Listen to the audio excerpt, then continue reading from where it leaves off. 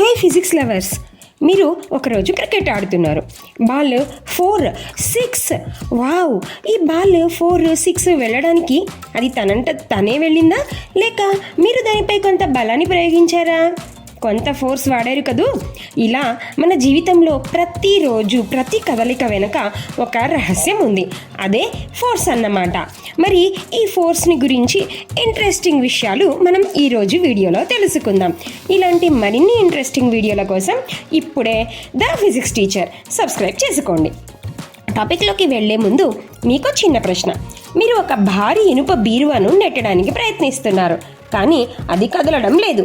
మరి మీరు బలాన్ని ప్రయోగించినట్టా లేదా? దీనికి సమాధానం వీడియో చివరిలో చూద్దాం. కాబట్టి ఎక్కడా స్కిప్ చేయకుండా వీడియో అంతా ఖచ్చితంగా చూడండి.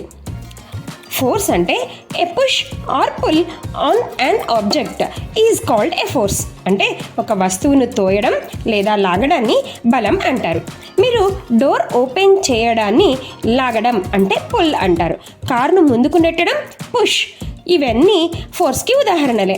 బలం అనేది కేవలం మనుషుల వల్ల కాదు, యంత్రాల వల్ల లేదా ప్రకృతి వల్ల అంటే గ్రావిటీ అన్నమాట కూడా కలగవచ్చు. ఈ ఫోర్స్కి యూనిట్ ఏంటంటే దీని అంతర్జాతీయ ప్రమాణం న్యూటన్. సర్ ఐజాక్ న్యూటన్ గౌరవార్థం ఈ యూనిట్ పెట్టారన్నమాట. దీనికి సిజిఎస్ యూనిట్ డైన్.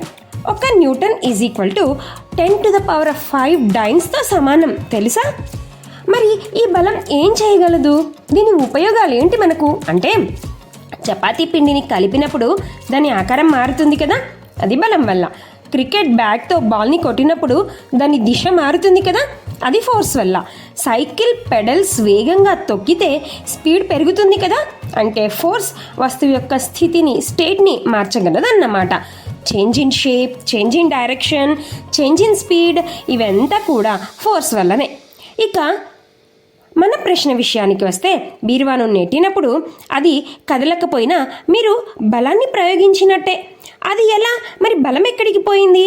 నిజానికి అక్కడ మీరు ప్రయోగించిన బలాన్ని స్టాటిక్ ఫ్రిక్షన్ అనే మరో బలం అడ్డుకుంటుంది. అంటే అక్కడ రెండు బలాల మధ్య యుద్ధం జరుగుతుంది. మీ బలం ఆ ఘర్షణ బలం కంటే ఎక్కువైనప్పుడే బీరువా కదులుతుంది. సో వస్తువు కదలకపోయినా మీరు బలాన్ని ప్రయోగించినట్టే.